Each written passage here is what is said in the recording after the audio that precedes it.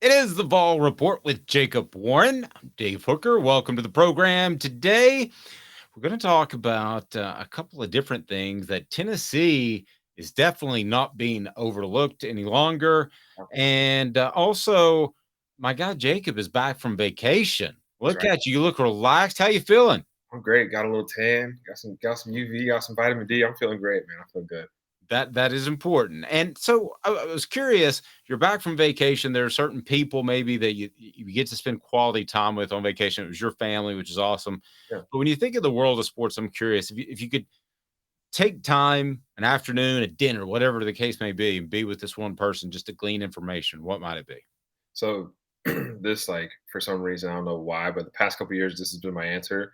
I think Shaquille O'Neal, and not necessarily for any other reason, but he just really he cracks me up, man. Like, I think he's one of the funniest, like, just celebrity people out right now, and I think you see all his videos of him and stuff, and he reminds me a lot of my dad too, which is funny. Just his his sense of humor and like the way he laughs and just kind of his mannerisms and stuff. Whenever you're joking around, is really funny. So I think Shaquille O'Neal will definitely be up there. Yeah, and he's I like the guys who are good in the business end of it, and he's one of the greatest right up there. For sure. Yeah, and talk business with him, talk ball, like whatever. So Yeah, I was told one time he doesn't take endorsement fees, that he asks for a piece of the business. yeah, He says, I want 5 to 15% of the business." equity, please. Um, That's right. while you're on vacation, by the way, Joe Milton and Dante Thornton both named the top 100 players on an On3 list. What does that say about them? I mean, at that point, it's like you can't really.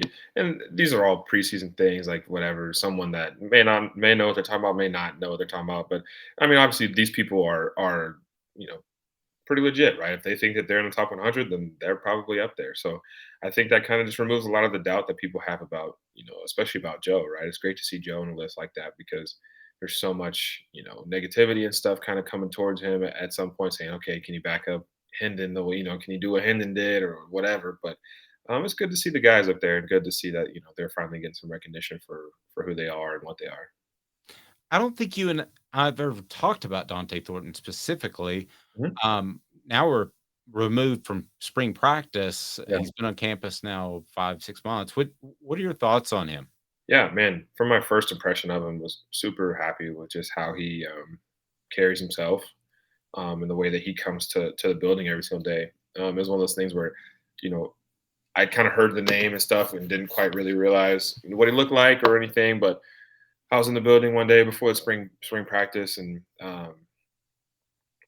just see him walking around. He's with Coach Pope, and so I'm assuming, right, that it's Dante or whatever. But first of all, much bigger than I was expecting him to be, much taller than I was even expecting. I don't know if I just never saw a stat line on him or whatever, but just a big guy, right? And I knew he would be very versatile, right? They talk about how fast he is. They talk about his hands, like all these different things. And I'm just like, wow, like this guy got to be good, right? And then he shows up and so easy to talk to him, and he's walks in with a smile on his face every day, and is just happy to be around the guys, and truly seems happy in our culture and in our program, which is great to see for a guy transferring in from anywhere, right? But definitely across the country, you want him to feel at home, and you want him to be happy with his decision. So definitely very happy with him. Looking forward to what he's going to do this fall.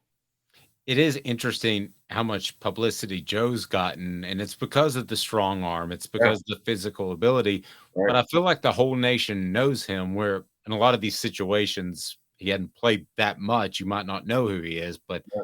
those physical traits have made him a household name in college football Yeah, circles. they speak for themselves, and I think that they kind of have brought him to where he's at, and he needs to be recognized for it, right? I saw something the other day where it was like, biggest arms in college football, and of course he's number one. And there's all these comments about Joe Milton. Oh, I'm so excited to see Joe Milton, or what's one player you're excited to see this year? And people talking about Joe Milton and just his talent with his arm and everything. So yeah, man, it's all stacking up, and it should be really good for him. Another list, and I don't think people would have thought this when Josh Heupel came to town, because you're thinking throw, throw, throw. But we've talked about it. You guys run the football, Mhm. and Pro Football Focus had Jalen Wright and Jabari Small 5'6", respectively, on their list of top backs in the SEC. I thought that really showed the versatility that people are are finally understanding about this offense. Yeah, and I mean the fact that you have two in the top 10 is kind of crazy, right? So that's um, that's obviously a good sign, and obviously we're heading the right direction there too. But yeah, I mean, like the work that especially Jalen has put in just in this offseason, just the way he's changed his body and just how he looks right now, just as a right as an athlete is pretty crazy. And the things that I watched Jabari do, just when he makes his cuts and just how smooth he is when he runs is mind blowing to me. So I think that you know there should be no shortage of run game this fall, right? It'll be ground and pound, and then you'll get Dante over the top or me across the middle, whatever it may be. You guys, like any other team, but had the right to last year, played at times the disrespect card, and it Mhm. motivated you. And every team plays that. Yeah, You guys are getting off season respect. Can you right. still play that card? I think you can still play it just because, man, like people don't really believe it, right? I am bought into this idea that man, we're getting the hype, whatever, but it's all. I think it was Nick Saban. I feel like, right? He said it was rat poison, right? It's rat poison, That's and it's just they're just trying to feed it and just they. I promise you, these people still want to see us fall, man. Like people not want to see us at the top, and that's the attitude that you have to have, right? Because the moment that you're like, oh yeah, dude, we made it, bro. Like we're good.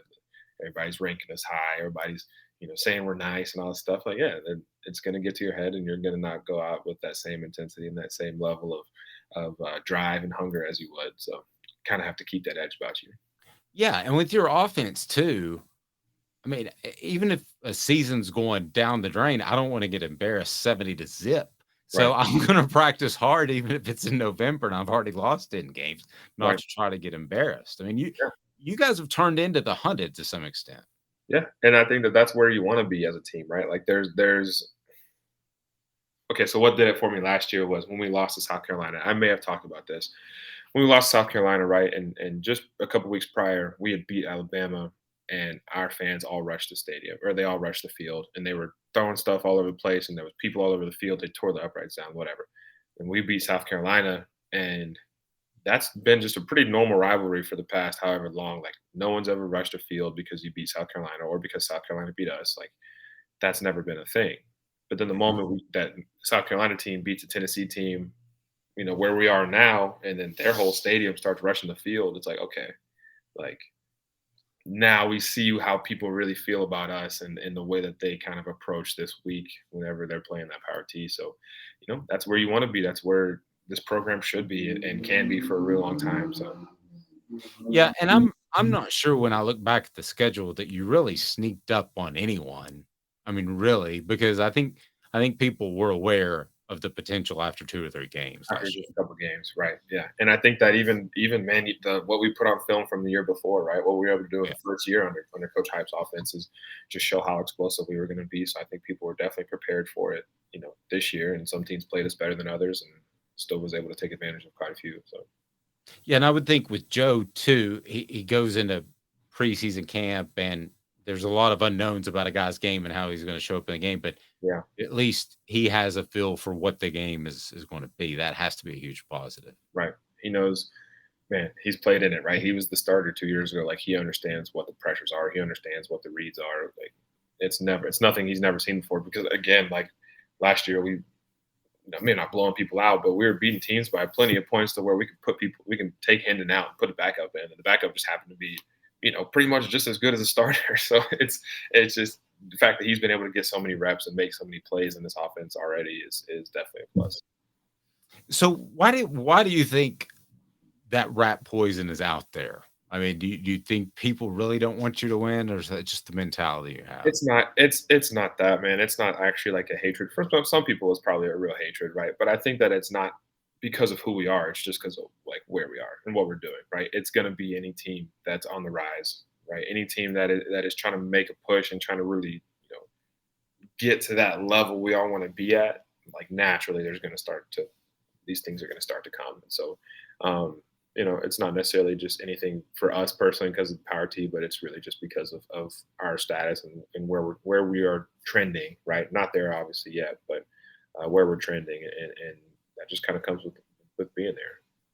You had a golf game with a guy that people will know. I want to remind everybody the Vol Report with Jacob Warren is brought to you by Bassey Lawn and Garden. Man alive, it's worth the drive. Industrial, commercial mowers, they've got them. Their buying power will save you money. I don't care if you're in Nashville, Knoxville, Chattanooga, it doesn't matter.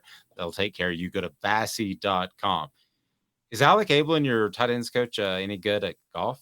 Man, unfortunately, yeah, he is, dude. Oh, Golly, man, he got me today. We were playing well. I played well all day, and well for me is not necessarily well for a lot of other people, but I'd say I'm better than some. Worse than a lot. But yeah, dude, he got me today, and I hate the fact that he did. But it was hole 18, and we were tied, and all I had to do was just par. Right, I just had to get par, and I drive in, and it fades off to the right. It's in the rough, and I get clipped down by a tree on my second shot, and then I missed the green on my chip, and then I I chip it over the green on the next one, and I just fell apart. So I ended up losing to him, and of course he'll probably hold it over my head for a little while. But we had a good time, man, and it's good to be able to do that, right, with your coach. And it's crazy to think because it just feels like I'm out there with I play a lot with my brother. It just feels like I'm out there with him or with one of the teammates or with one of my friends or something. So that dynamic is definitely. To me, very healthy, right? I really do appreciate the fact that we can go do that. well, I wondered about that too when you mentioned you were playing golf with him because June used to be a time where a lot of players and coaches would bond, but then with the early signing period, June's a recruiting month. Yep. So how important is it to get that time in with Alec as much as you can? Yeah, that's what he was just talking about. He was like, "Man, we just got off the road, like last week, I think, or whenever they had to be back, or whatever it was. And now they just got a few days off." And he actually had reached out to me while I was on vacation and was texting me asking if I was available. And I was like, "Sorry, I'm in Florida." And he's like, "Ah, man, nobody wants to make time for the coach anymore. Now that I'm a position coach, nobody wants to hang out anymore." I'm like, "All right, dude, that's not what it is."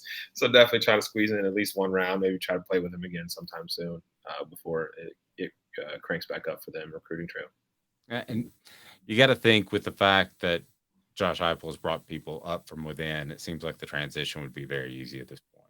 Yeah, man, like I said, there's no nerves, no, anxiety about anything. Like it's truly you're able to just go and just be yourself, man. Because that's kind of what it's been the past while. Like the relationship between your players and your GAs is a lot different than the players and the position coaches. That's just how it is. And so whenever a GA or an assistant, right, is what he was, moves up to a position coach, now it's like, okay, do I treat you like position coach or do I treat you like I've been treating you for the past 3 years I've known you and just be normal, right? And so now it's great that, you know, obviously there's a level of respect that I have to have for him and I appreciate the level of respect he has for me as well. So um, very healthy, very good as of right now, for sure. The Vol Report brought to you by Vassy Lawn and Garden. I want to kind of end where we started, and we started with what athlete of all time would you like to hang out with and glean Yeah. something from as you were just off on vacation? Is there a former Vol that you've bumped into and you're like, man, if there's an opportunity, I'd like to hang out with him, ask him a thing or two, because Tennessee football history with your family. Yeah. You see a lot of them, I guess. Yeah. I mean, dude, I think it'd be sick to sit down with Peyton. I think that would be really cool. I see him a lot just around. And I'd assume he probably knows who I am, right? Watches all the games. Like he has to know who I am, right? There's no way he doesn't. But like he says hi to me every time I see him, and it's cool. I'm like, "What's up, Peyton?" He's like, "What's up, man?" I'm like, "Yeah, cool."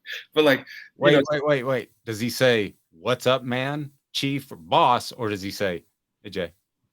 I don't know if he's ever said, "Hey, Jacob." Mm. Yeah, see, that's where I'm at. Is that's why I don't think he actually knows my name because he might say my name if he knew my name. But that's besides the point. But yeah, man, I think Peyton would be great to sit down with. Obviously, one of the best to do it, man, and just his mind for the game and just man, just as a person too, right? Just a very respectful man, and would be cool to sit down with him. Guys like Al Wilson. Al Wilson's always been super encouraging to me. I actually met him in the locker room after one of the games last season, 2021. Yeah, 2021. Yeah, 2021. Not this past season, season before last. It's the And COVID year. It did it to all of yeah, us. it messed me all up, man. But I met him and I was like, "Hey, man," and I shook his hand and introduced myself. He's like, "Dude, I know who you are." I'm like, "What?"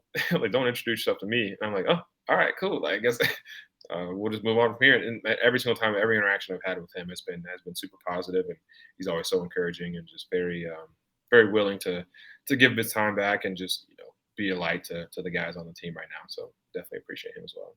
Yeah, he's a very, very good man. Sure. We actually look forward to having him on our Celebrate 98 series, which you can check out on the YouTube channel. See, Jacob, I got like a cross plug every once in a while. There you go. I like it. But this, the Vol Report with Jacob Warren, is brought to you by Bassey Lawn and Garden. Man alive, it's worth the drive.